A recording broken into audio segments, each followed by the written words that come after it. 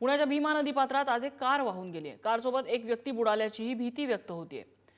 पुराच्या पाण्याला वेग असेल किंवा पुलावरून पुराचं पाणी जात असेल तर त्यामध्ये आपली वाहनं पुढे नेऊ नका अशा सूचना प्रशासनाने वारंवार दिल्या असताना सुद्धा काही जण हे वेगळं धाडस करतायत आणि त्यामध्ये असे अपघात होताना आपल्याला दिसतायत। या कारसोबत एक व्यक्ती बुडाल्याची सुद्धा भीती व्यक्त होतीये।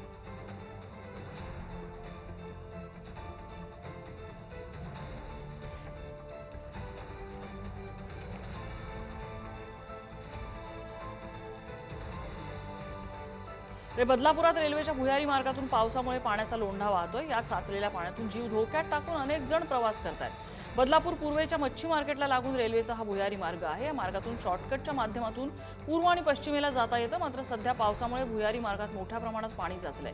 तरी सुद्धा दुचाकीस्वार धाडस करून या पुराच्या पाण्यातून वाहन चालवतायत।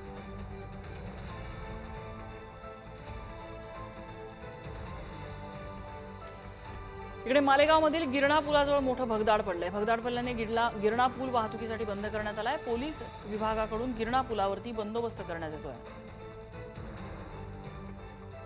सदर पुलाला बॅरिकेटिंग करण्यासंदर्भात आदेश दिलेले आहेत। लाइटिंगची व्यवस्था करण्यात आलेली आहे आणि आदरणीय छावणी पीआय जाधव साहेब यांनी दोघल साइडची जी वाहतूक आहे ती वाहतूक बंद करण्यासंदर्भात सूचना केलेल्या आहेत। सदर आता वाहतूक बंद पण करतो आहोत।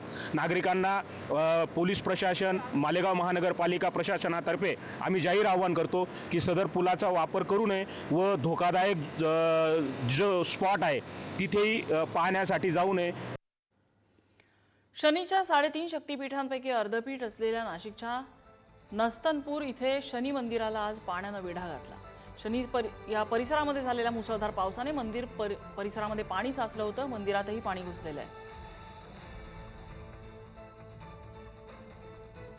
नाशिकच्या येवल्यात रात्रभर संततधार पाऊस पडत होता। पावसामुळे येवल्यातील कोळगंगा नदीला महापूर आला। पुराचं पाणी 50 घरात घुसलंय, त्यामुळे मोठं नुकसान झालंय।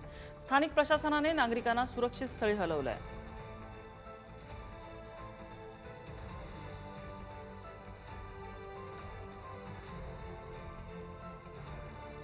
संकटात सापडलेल्या महाराष्ट्रासाठी साईबाबा धावून आले। साई संस्थांकडून 1 कोटी रुपयांची मदत करण्यात आली आहे। मुख्यमंत्री सहायता निधीमध्ये 1 कोटी रुपये जमा करण्यात येतील असं मंदिर संस्थांनं सांगितलं आहे।